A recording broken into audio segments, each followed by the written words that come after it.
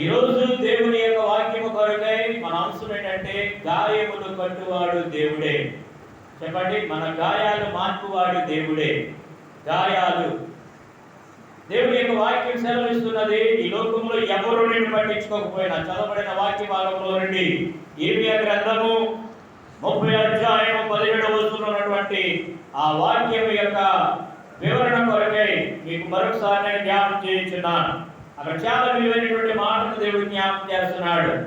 ఎవరును లక్ష్య పెట్టని సియోననియు వెలివేయబడని బడిదని నీకు పేరు పెట్టుచున్నారు. చాలా మంది నేనెవరు, చాలా మంది ఉన్నారు, నా వాళ్ళు అంటావు, నా ప్రజలు అంటావు, మా బంధువులు అంటావు, మా స్నేహితులు అంటావు, నాకేమి బోర్డు కుటుంబం అంటావు. కానీ ఇప్పుడు ఎవరు పట్టించుకోలేదు. ఎందుకు దిక్కుమాలాగా ఉన్నావు, దిక్కుమాలలో ఉండిపోయావు, ఏరి నీ మందేరి అని అడుగుతుంటారు చాలా మంది. ఎవరు లక్ష్య పెట్టలేదు అని దిగులుతో బెంగతో ఒక గాయంతో ఉంటున్నప్పటికీ నా దేవుడు అంటున్నాడు చాలా చక్కని మాట నేను ప్రోత్సహించడానికి దేవుడు ఈరోజు రాత్రికాల సమయం నుండి ఉదయకాల సమయం వరకు ఈ ప్రాణం ఇంకా ఈ శరీరంలో ఉందంటే కేవలం ఆయన ఉచితమైన కృపే. దేవుడికి స్తోత్రం చెప్పండి. దేవుని బిడ్డలారా, ఈరోజు చాలా త్వరగా దేవుని యొక్క వాక్యాన్ని మనం వినబోతున్నాము. అక్కడ ఉన్నటువంటి మాట ఏమిటంటే, ఇంకొక చక్కని మాట అంటాడు. ఏమనంటే, నీకు పేరు పెట్టుచున్నారట, అయితే నేను నీకు ఆరోగ్యము కలగజేసేదను, నీ గాయాలను మార్పెదను. దేవుని స్తోత్రం చెప్తా, చప్పట్లు దేవుని స్తోత్రం చెప్తా. హల్లెలూయా. ఈ లోకంలో మనుషులు నిన్ను ఏం చేస్తారు? తృణీకరిస్తారు, నిన్ను తోలనాడుతుంటారు, ఇబ్బంది పెడుతుంటారు. నిన్ను ఒంటరిగా ఉన్నా కూడా నిన్ను చూసుకోవడం లేరు. నీకు అందరూ కలిసి నిన్ను కుటుంబంగా నిన్ను హెచ్చిస్తున్నా కూడా మనుషులు చూడజాడలేరు. కానీ దేవుని వాక్యం అంటుందో చూసా, అలాంటి పరిస్థితులలో ఆరోగ్యం ఇచ్చే దేవుడు నేను ఉన్నాను అంటున్నాడు ఆయన. దేవుడికి స్తోత్రం. ఇర్మియాతో మాట్లాడుతున్నాడు, ఈ వాక్యం ఇర్మియాతో మాట్లాడుతున్నాడు. ఒకప్పుడు ఇర్మియా ప్రవర్త అంటే చాలా మందికి మహోధైర్యము, అంతేకాదు అనేకులకు ఒక ఉన్నతమైన ఉద్దేశము. కానీ ఒంటరిగా మిగిలిపోయాడు. బందీ గృహంలో ఉన్నాడు ఇర్మియా, ఒంటరిగా ఉన్నాడు. ఒక రాజుకు అనుకూలంగా సాక్ష్యము ప్రవచనం చెప్పలేనందువలన ఆయన ఏం చేశారు? ఒంటరిగా శరసాల్లో వేసేశారు, బందీ గృహాలు ఆడిసేశారు. ఎవరు వెళ్ళలేదు ఇర్మియా దగ్గరికి. అప్పుడు వరకు నీ అంత ప్రవర్తన లేడయ్యా, నువ్వంటి గొప్ప జ్ఞానవంతుడు లేడయ్యా, ఓ గొప్ప దైవజనుడా, ఓ నా కన్నీటి ప్రవర్త, నువ్వు ప్రార్థన చేస్తే ఎలాంటి అద్భుతాలన్నా జరిగేవయ్యా అని ఎంతగానో ఆనర్ చేసి పొగిడేది ప్రజలు. ఒంటరిగా ఉన్న ఇర్మియా దగ్గరికి ఎవరు లక్ష్య పెట్టలేని ప్రజలు, ఎవరు లక్ష్య పెట్టలేని స్థితిలో ఉన్న ఇర్మియా దగ్గరికి ఎవరు వెళ్ళలేదండి, ఎవరు వెళ్ళలేదు. ఎవరు వెళ్ళకపోతే దేవుడు అంటున్నాడు, నీకు ఆరోగ్యాన్ని ఇస్తాను నేను బందీ గృహాల్లో. దేవునికి స్తోత్రం. నీ గాయము నేను మానుతాను. దేవునికి స్తోత్రం. ఇంత మట్టుకు ఇంత గొప్పగా మాట్లాడి ప్రజలందరూ కూడా నన్ను ఒంటరిగా వదిలేశారైనా దిగులు అనే గాయముతో ఉండిపోయాడు ఇర్మియా. ఆయన జీవితంలో దేవుడు అంటున్నాడు, నేను నీ గాయాన్ని మానుతానయ్యా. మనుషులు ఎవరయ్యా? మనుషులు ఎవరు? నేను మానుతాను, ధైర్యంగా ఉండు. ఈరోజు ఇక్కడ ఉన్న ప్రతి ఒక్కరు ఏదో ఒక గాయం ఏర్పడి చేస్తానే ఉంది. మానసిక ఒత్తిడి అనే గాయం, అప్పు అనే గాయం, అనుమానం అనే గాయం, లేకపోతే ఈ లోకంలో ఉన్నటువంటి ఏదో నువ్వు అనుకున్నది జరగలేదనే గాయం, ఏదో గాయం నిన్ను ఏర్పాటు చేస్తున్నది. ఈ ఉదయకాల సమయంలో వాక్యం వింటుండగానే నీ జీవితంలో అద్భుతం జరగబోతుంది. దేవుని స్తోత్రం చెప్పు. చూడండి, 2వ వాక్య భాగంలో మనం వెళ్తున్నాము. ఈరోజు ఈ గాయము మానిపోయే దేవుడి దగ్గరికి మనం రావాలి. గాయాలు చేసే మనుషులకు కొంచెం దూరంగా ఉండడానికి మనం ప్రయత్నం చేయాలి. దేవుని స్తోత్రం చెప్పండి. హల్లెలూయా. దేవుని యొక్క వాక్యంలోంచి 2వ రాజుల గ్రంథము 8వ అధ్యాయం. మనుషులు ఎవరు కూడా నిన్ను లక్ష్య పెట్టలేదేమో, కానీ నా దేవుడు నిన్ను లక్ష్య పెడతానని, నీ గాయాలను మానుతానని వాగ్దానం చేసిన దేవుడి వైపు చూస్తే చూడండి, 2వ రాజుల గ్రంథం 8వ అధ్యాయం 28వ వచనంలో, యుద్ధానికి సిద్ధపడినటువంటి సమయంలో చదవండి ఒకసారి. అతడు ఆహాబు కుమారుడైన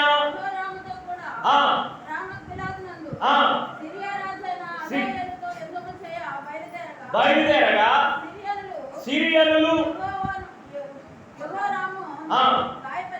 గాయపరిచి ఎవరిని గాయపరిచారంట? యెహోరామును గాయపరిచారు. దేవునికి స్తోత్రం చెప్పండి.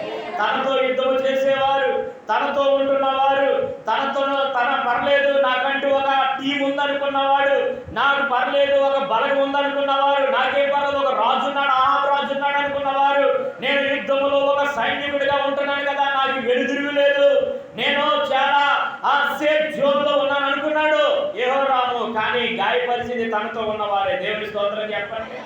గాయపరచబడ్డాడు అంటే మనుషులు నిన్నేం చేస్తారు? నీ వెంటే ఉంటారు, నీతోటే మాట్లాడతారు, నిన్ను గాయపరుస్తారు, నిన్ను కృంగదీసేస్తారు. దేవునికి స్తోత్రం. ఈ యొక్క పందెపు రంగంలో ఒక యుద్ధంలో ఉన్నాం మనము. ఈ క్రైస్తవ జీవితం అనగా పందెపు రంగం. అలు పెరగక పరిగెట్టాల. అందుకే నేను ఈ మధ్య కాలంలో పాడుతున్నాను, అలసిపోని కుమా అలుపురాని కుమా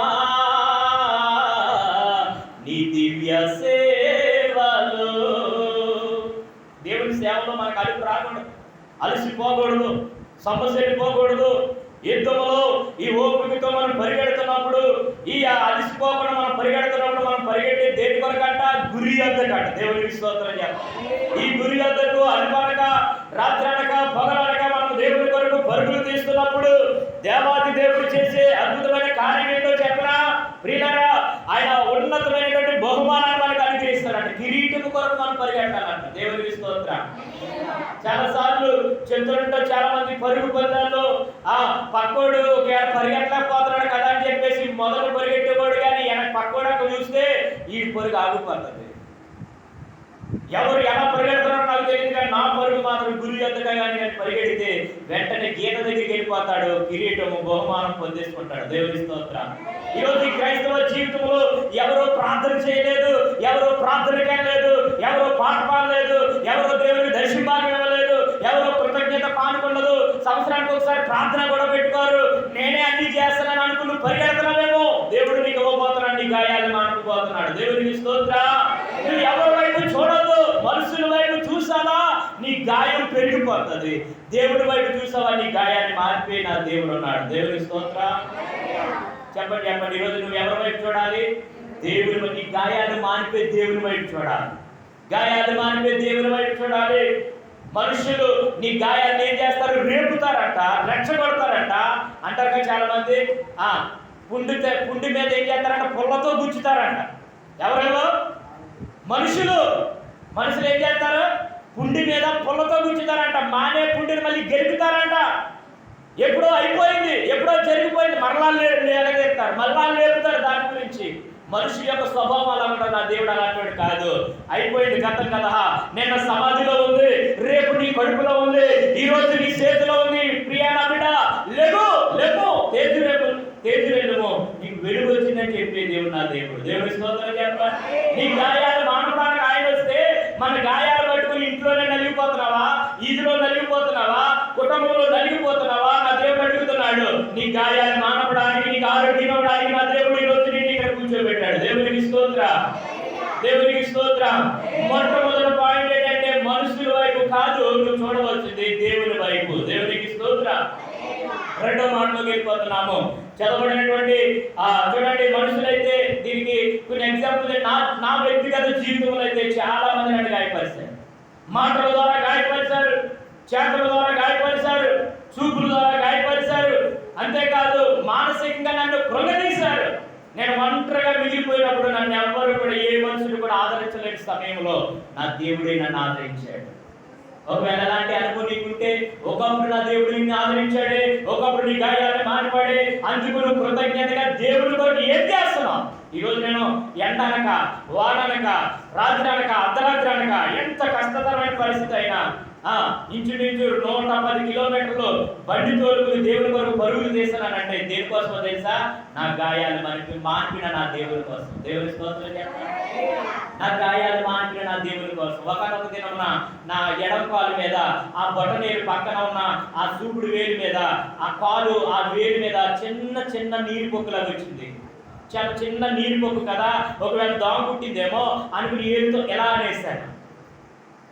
అనేసిన వెంటనే అది రోజు రోజుకి రెచ్చిపోవడం మొదలెడుతుంది, రోజు రోజుకి పెరిగిపోవడం మొదలెడుతుంది. విపరీతమైన నొప్పి స్టార్ట్ అయింది, చాలా భయంకరమైన గాయం అయిపోయింది. ఆయింట్మెంట్ రాసినా ఖాతరు చేస్తలేదు, ఆ పసుపు రాసినా దాన్ని ఖాతరు చేస్తారు. చాలా రెచ్చిపోతుంది. గాయం రోజు రోజుకి ఏమైపోతుందంటే విస్తరించేస్తుంది. నాకు సందేహం వచ్చింది, శరీరానికి వైద్యుడు అవసరం, ఆత్మకు పరమ వైద్యుడు అవసరం కనుక ఒక దైవజనుడి దగ్గరికి వెళ్తే, అయ్యా ఇదిగో ఇలా ఉంది దీని పరిస్థితి అంటే ఏమన్నాడో తెలుసా? వెంటనే టెస్టులు రాస్తున్నాడు.